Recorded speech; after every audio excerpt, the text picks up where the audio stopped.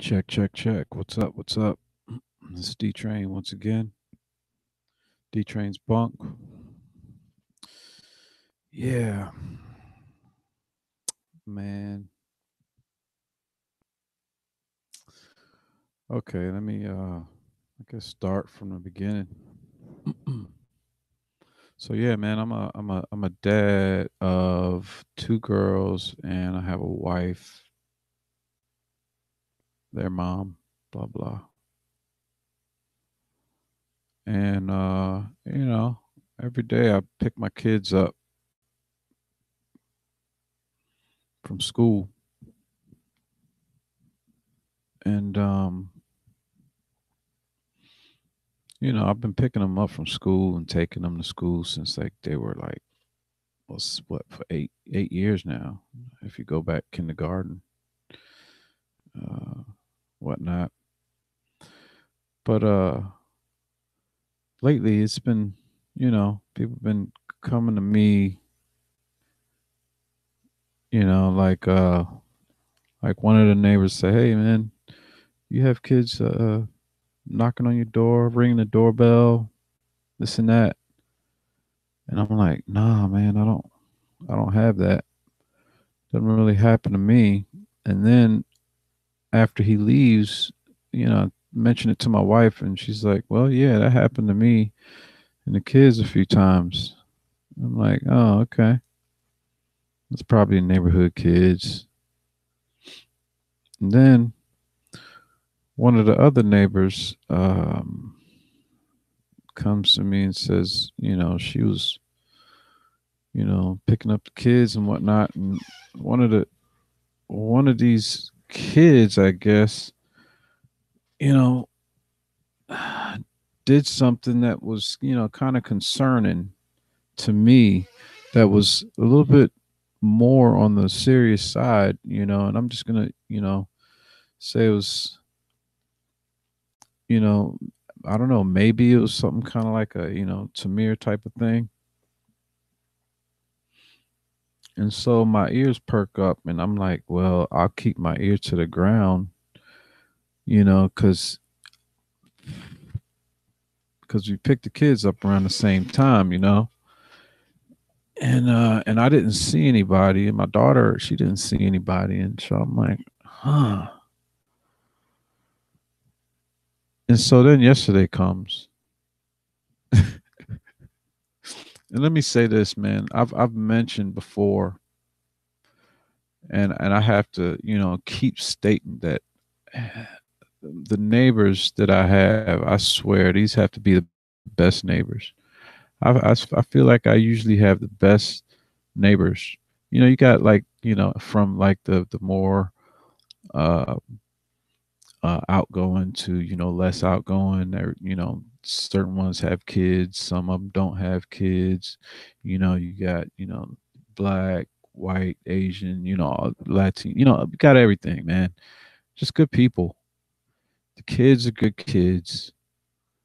And you just they all, every once in a while they'll get into it with each other, but it's never really anything serious. It's just always like somebody's talking about something, and it's like, come on, dude, you gotta let that go. Some of the stuff you gotta toughen up. Kids, like my daughter was, I'll get back to that. So when I heard this particular, type of thing, I start kind of watching out around, and so I'm walking to pick up the kids and everything, and I'm just like, all right, chilling, and I'm walking, and I hear these kids talking about me, and they looking at me, and I'm just like, and I just like pretty much just look at them. I walk up. I walked pretty much up to where they were standing because they were standing on a corner, right? I'm listening to them talk about me like they were joking around. I like, marker head, because I had on my, I had on my orange hat, right? So I'm like, oh well, whatever, So I'm walking by, and I guess they were trying to guess my name, and they're like, "Hey, da da." I'm like, Really? Really? So I keep walking and I go up there and I see this parent. I'm like, hey, have you seen those, those kids that you were talking about lately? And she said, yeah, they were up there. I was like, oh, so that's them. I was like, all right. So I make it almost home, and the kids are in the yard of one of the neighbors, and I'm like, all right. So they start talking again, and I look over, man, and I said, all right, well, I'm gonna get a picture or some video or something because you know if these are the kids that's doing that type of thing and being disruptive. I'm talking about like I got neighbors talking about some of their packages missing. I got neighbors talking about they throwing rocks at and I'm like, wow, really? So I'm standing there in front of them taking their video, and I'm like, yeah, all right. At least I have something to see who's what because and so they of course they started talking and I've heard that they've been using foul language and cussing and stuff, and that's when I heard it. So I'm like, are you serious? This is in my neighborhood, and you got one of the small ones flashing little like signs and stuff, like he knows what he's doing, almost.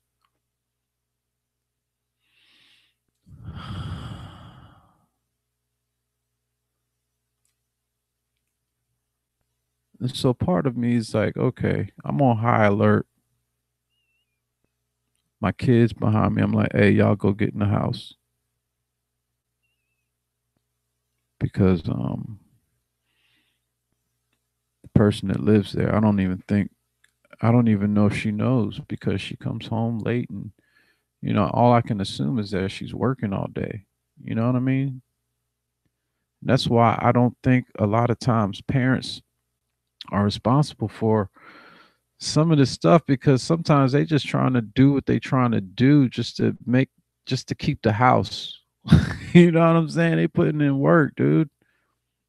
And when they gone, you never know who your kids have over.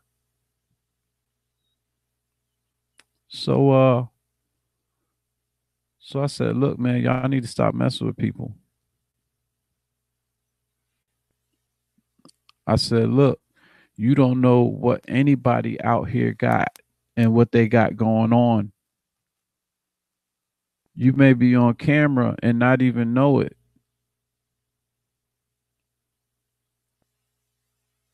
And so they started being disrespectful. And so then I not to be outdone, it's like one against five, you know. And I didn't know how old they are. It sounded like they were my age. Is the way they were talking. I said, look, man, the person that lives here, if they saw what you doing, would y'all be doing it?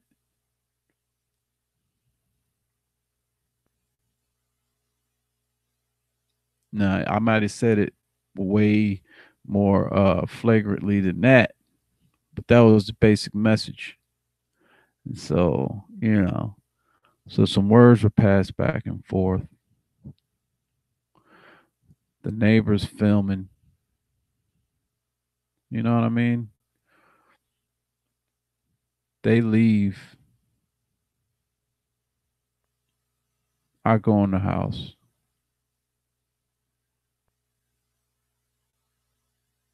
Oh, let me back up. One of the neighbor that was filming was like, I'm going to call the police and, this and that. Right.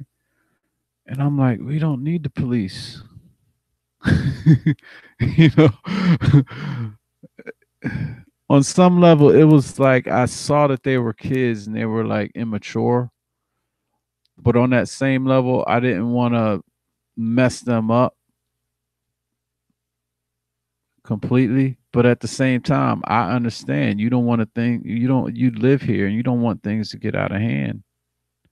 The way they were talking like, And then this other thing that I remember from, before, that I heard that happened, that was, which was a serious thing, that's going through I mean, so, I can't, who's wrong? Maybe it was me. But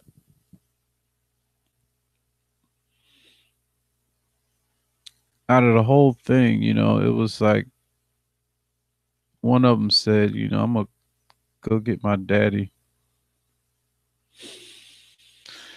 And, again, not to be outdone, man. Like you talking about roasting, like, come on, man. Like I was listening to my family members roast back and forth a long time before I even started talking smack. So I come from that kind of family where it was just a part of the deal, you know.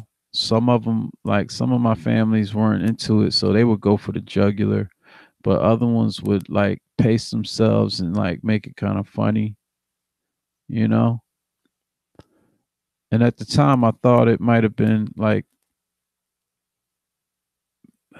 it was like, it almost had like a message the way I said it, but I said, you ain't got no daddy because your daddy would tell you not to go around messing with grown folks and like being disrespectful.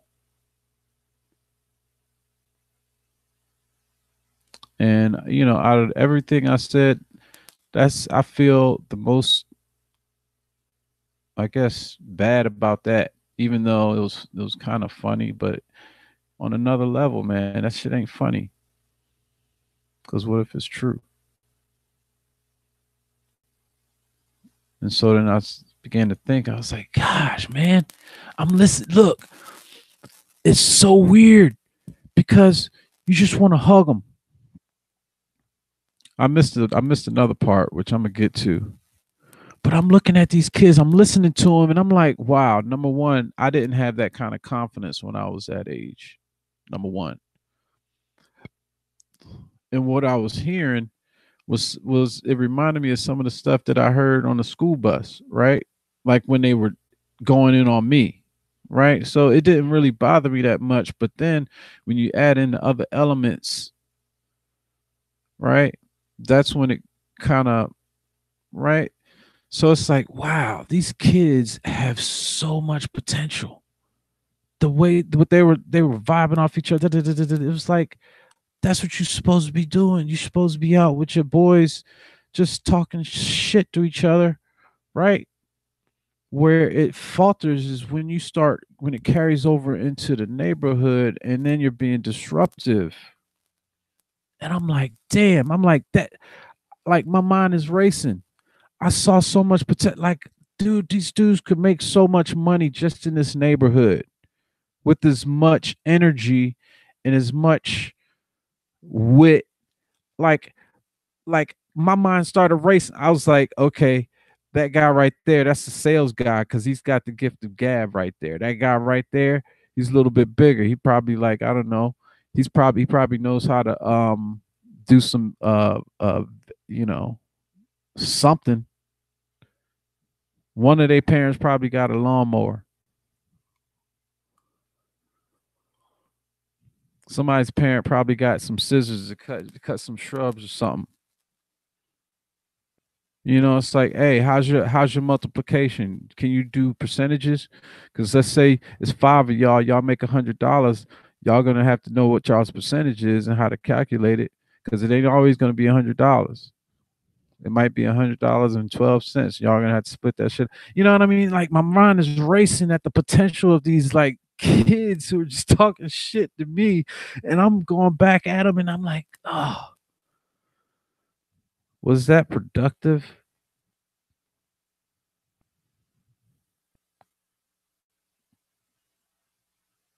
But I have to go back. I mean, what I heard before was kind of like,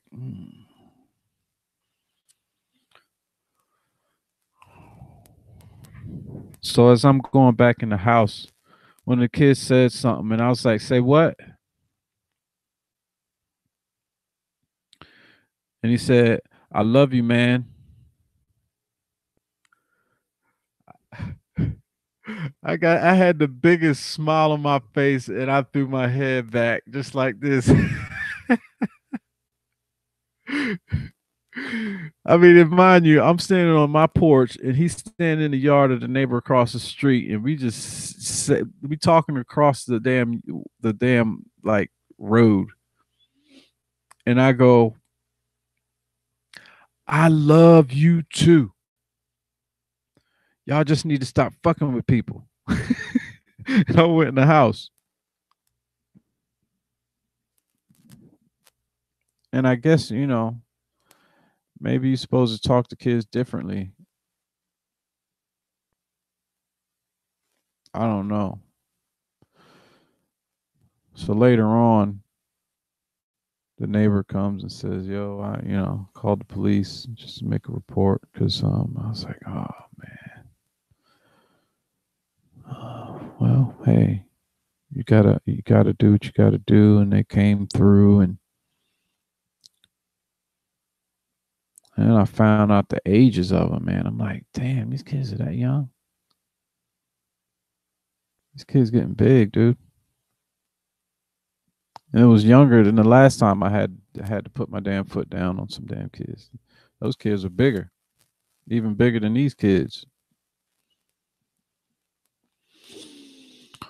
But for the most part, man, it's good. It's just, man, it's crazy. Like some of the things that these kids think is okay, and again, man, I got to go back. I'm like, damn, man, what if I knew what their skills were and could like help them bring that together to be more positive and more productive, and what if I could get through to them and say, look, man, the more disrespectful you're going to be in the neighborhood, the more you're going to have a target on your back or on your front. Like, and look, and you need to make sure you know what's going on with all your friends. And if they got, something that might seem a little bit off going on, you can't stay around it because somebody's going to get hurt, you know. But in that moment,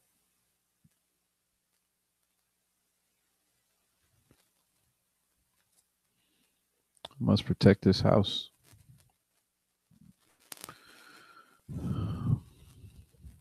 You know, I think I've had on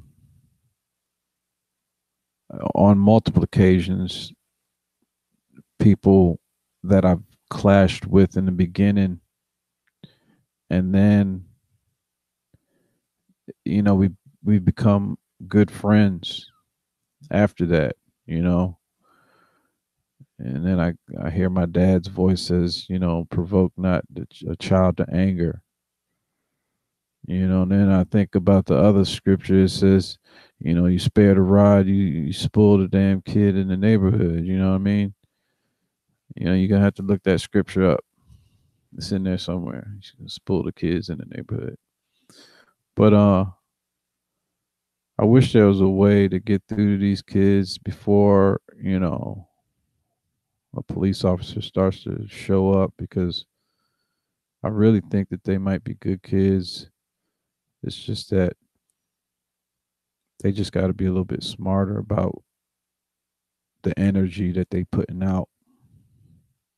Anyway, yeah, that's the other neighborhood kids. Hold on, man. I see somebody's in the what you call.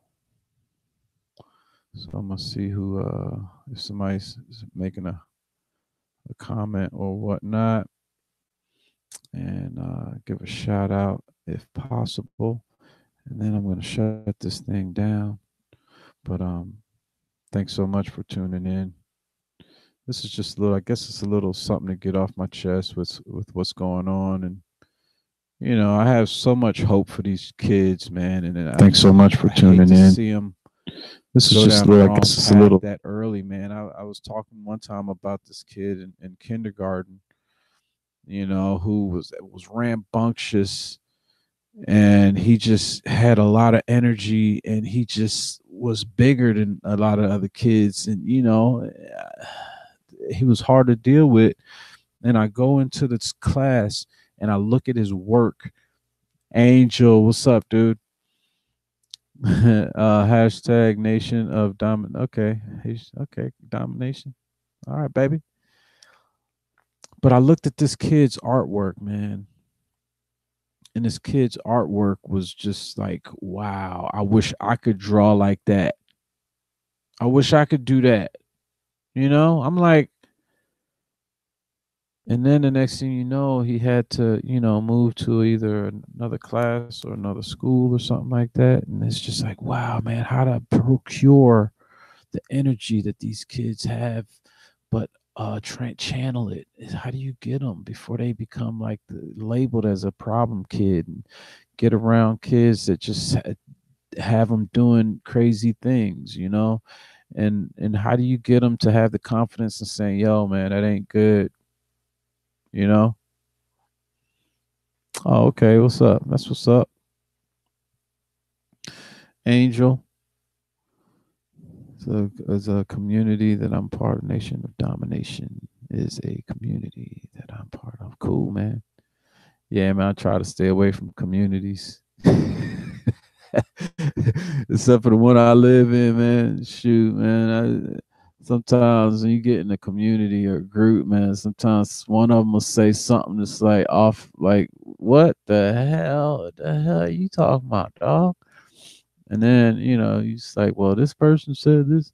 But, it's good to have a core, it's good to have a good core of solid beliefs in a group, just like a community, like you said, you know, like there's some things that you can deal with, and there's some things that you just know that you just can't deal with that. That's kind of like what I'm talking about. You got the community, and then you got the like other kids in the community that just need a little bit of direction, you know. But yeah, I'm gonna leave it there because I still have, hope, and I hope these kids find a better way of channeling their energy. So yeah, I'm a sign off. I know I probably forgot something, but anyway. Therefore, on the other hand, nevertheless, word, peace.